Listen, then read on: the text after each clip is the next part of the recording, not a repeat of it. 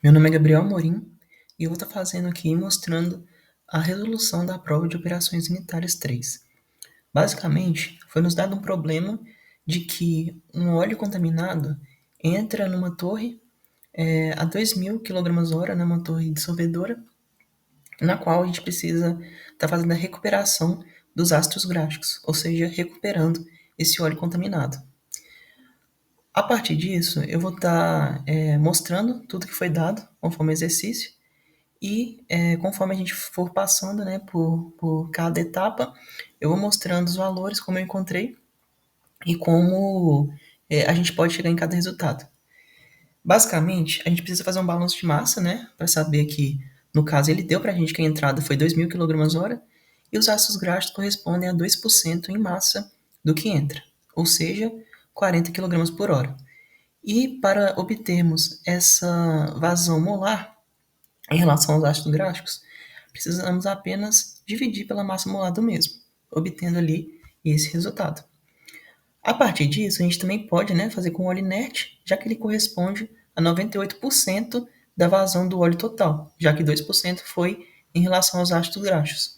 Então, a gente obtém ali uma vazão máxima de 1960 kg/h e fazendo o mesmo raciocínio, dividindo pela massa molar, a gente também tem a vazão molar desse óleo inerte, que a gente vai chamar de L'. Fazendo a somatória dos dois, a gente tem ali a vazão molar total, né, do topo ali da coluna, de 2,392 kmol. Na saída, nos foi dado que esse ácido graxo ele tem uma proporção ali de 0,3% em massa. E o XP dele também foi dado, que é de 0,009. Para a vazão máxima de qualquer componente, nada mais é do que pegar esse componente e dividir pelo total, ou seja, o total ali no caso é a vazão máxima do ácido com o inerte, e equivale a 0,3% ou 0,003. A partir disso a gente isola, né, a vazão máxima do ácido, já que a gente também tem a vazão máxima do óleo inerte. Então, quando a gente isola, a gente obtém o resultado aqui de 5,9 kg/h e dividindo pela massa molar, a gente tem a vazão molar ali do LBXB, que é de 0,021 kmol. Tendo o mesmo raciocínio, já que o óleo inerte não muda, ou seja, o L' é o mesmo para todos, para a base e para o topo, a gente só soma aqui e obtém também o valor de LB. A partir disso, a gente também já pode, né, resolver a última parte, que nos pede qual que é a recuperação. E essa recuperação nada mais é do que a gente saber o quanto foi retirado, ou seja, pegar o que entrou ali de vazão molar do topo, subtrair pela base, e a gente vai saber o quanto foi purificado, no caso aqui 0,121, e a partir desse purificado a gente divide pelo que entrou. Então a gente já tem uma porcentagem ali, né, uma taxa de recuperação de 85,21%. Do mesmo modo, a gente pode já obter ali o VAYA, já que ele é o que foi recuperado vezes a vazão ali molado que entrou. Então, a gente pega esse 85,21%, multiplica pelo LAXA e obtém o VAYA. Para o VB, a gente nos foi dado, né, uma equação de que o VB é o fator, no caso o meu fator é 2, vezes o VB mínimo. E para acharmos esse VB mínimo, a gente utiliza essa equação que contém, né, os valores de y uma estrelinha, né, no equilíbrio, menos yb sobre xa menos xb. Essa equação nos foi dada também, então a gente tem aqui, né, para encontrarmos esse valor de y a estrelinha, é só substituirmos aqui na equação. O xa nosso é 0,0594 e obtemos um y a estrelinha de 0,1782. Desse modo, a gente pode isolar o V mínimo, né, já que o L a gente já tem, então a gente só substitui, divide e tem um V mínimo de 0,678 kmol. A partir disso, a gente pega nesse V mínimo, coloca aqui na equação, multiplica pelo fator, no nosso caso, o fator escolhido é 2, e obtemos um VB de 1,356 kmol. Dessa forma, como o exercício não nos deu o valor de YB, a gente assume ali que o óleo, o vapor, na real, está totalmente purificado, então o valor de YB é zero e, consequentemente, o VB-YB é zero. Então, isolando o V mínimo ali, a gente tem que o V mínimo equivale também, nesse caso, 1,356 kmol. Somente nesse caso em que o YB é zero e fazendo com que o VB-YB também seja zero. Dessa forma, a gente consegue achar o VA fazendo o mesmo raciocínio, que o VAYA mais o V' é justamente esse VA total, que no nosso caso foi de 1,477. Desse modo, a gente também já pode achar o YA, que é somente pegar o valor, né, desse VAYA que a gente já tem, dividir pelo VA, que passa por esse lado dividindo, e a gente isola aqui o YA, que no nosso caso é de 0,082. A questão B, ela vai exigir um pouco da gente, porque para calcularmos o que ele quer, que no caso é o diâmetro ali da nossa coluna e também a área total de transferência de massa, a gente precisa calcular, fazer algumas equações que necessitam um pouco mais de habilidade e análise gráfica também.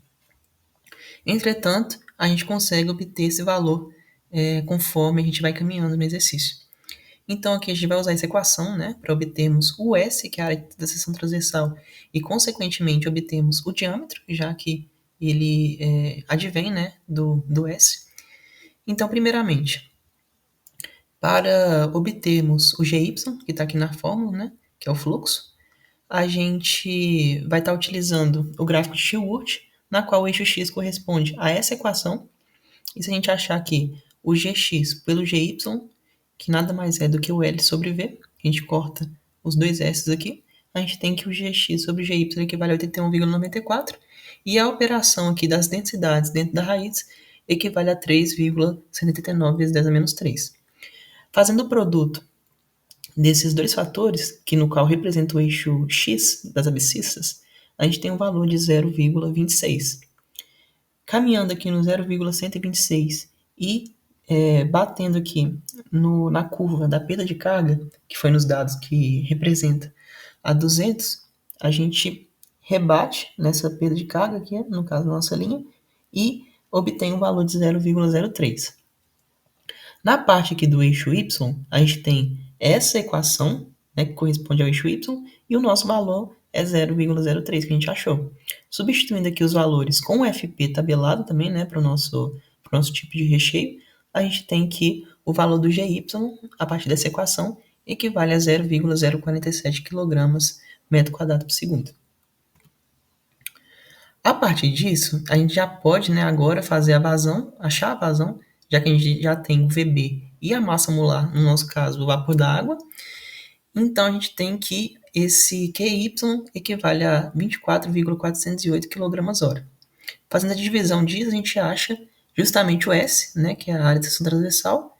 No nosso caso, a gente já passa aqui, né, a gente já divide essa hora por segundo para cortar aqui, e obtemos um S de 0,144 metros quadrados.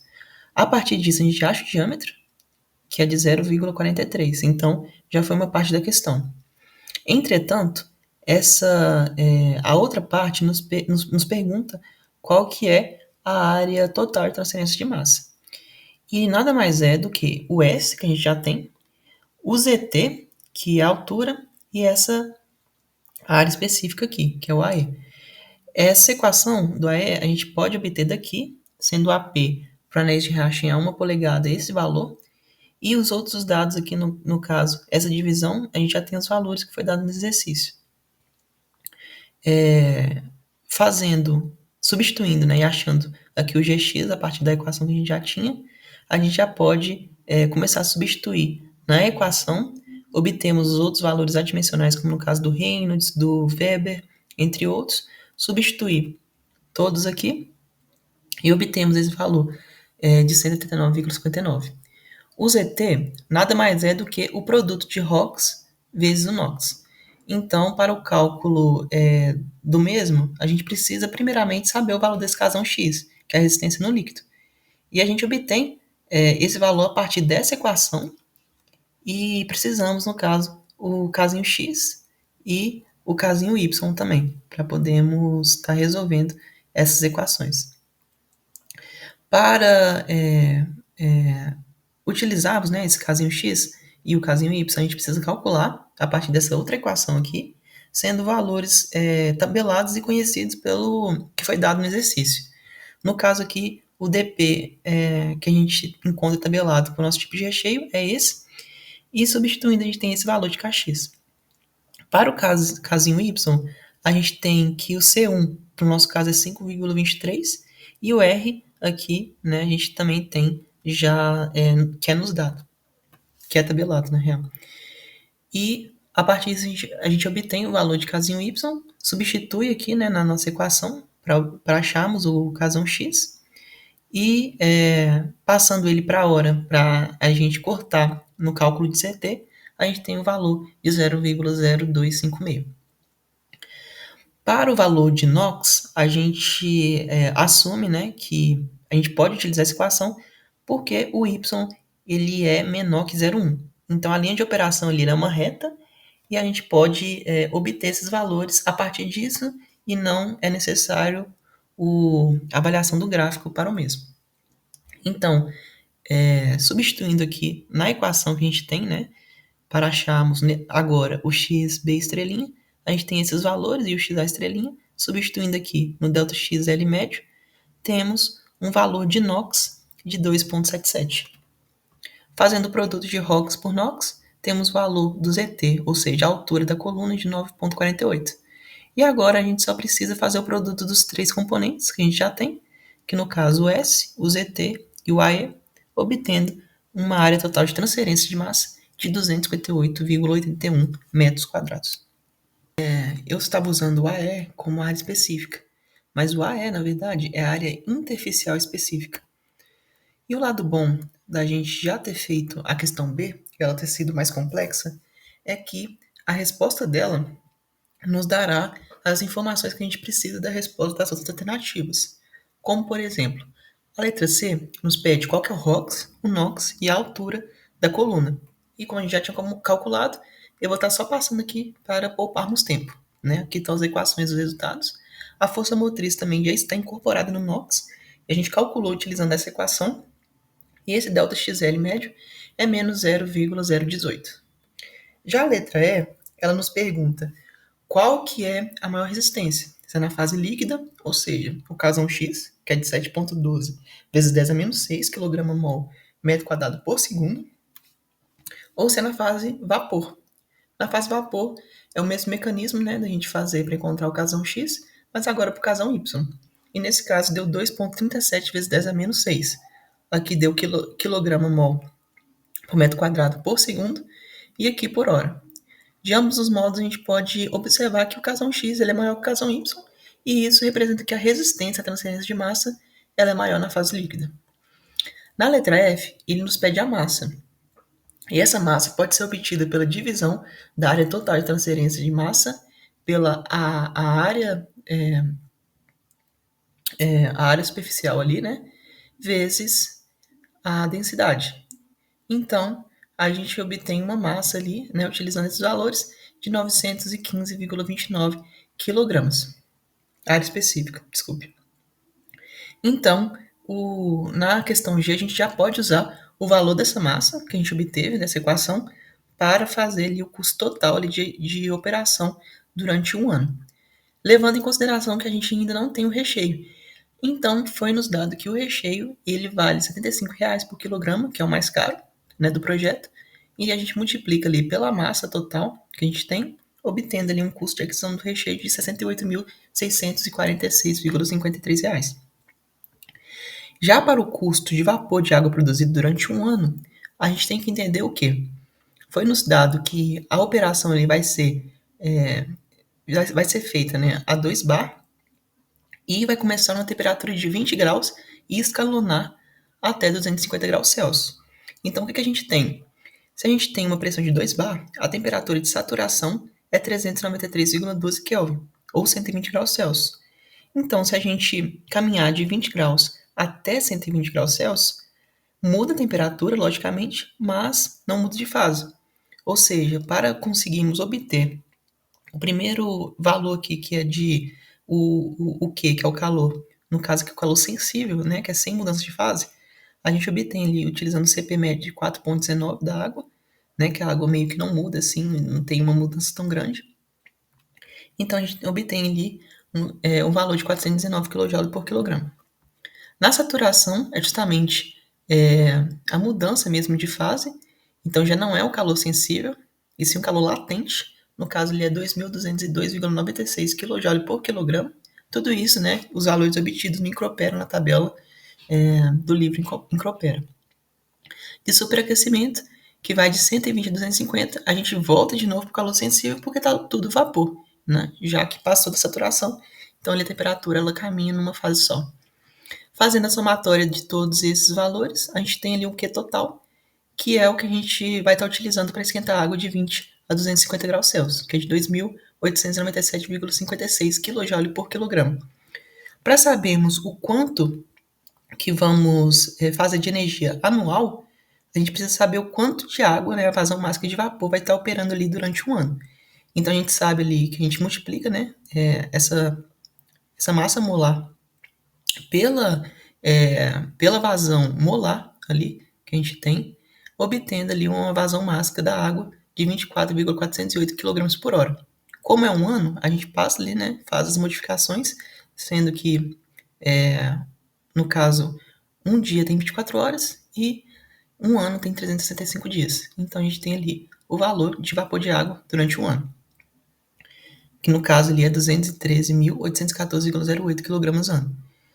Para a gente fazer energia anual, nada mais é do que multiplicar esse valor pelo valor do calor que a gente usa para esquentar a água de 20 a 250, obtendo o valor de 619,54 vezes 10 a 6 kJ ano. E para obtermos o custo de operação de ano dessa estrutura, a gente tem que o valor do bagaço de cana é 0,035 reais por quilograma e o Q de combustão dele é de 3.667 quilocaloria por quilograma ou 15.340,7 kJ por quilograma. Fazendo o produto disso pela divisão desse Q de combustão, a gente tem que o custo do funcionamento é de R$ 1.413,49 por ano. E o custo total, assim, em um ano de operação, levando em conta que a gente precisa ainda, né, no caso, fazer a aquisição do recheio, foi de R$ 70.060. E a letra H, por fim, nos permite, né, pergunta para a gente buscar algumas alternativas de economia no processo. Então, a gente trouxe algumas, né, como a melhoria da transferência de massa na fase líquida, justamente porque, como a gente viu, é a resistência que domina.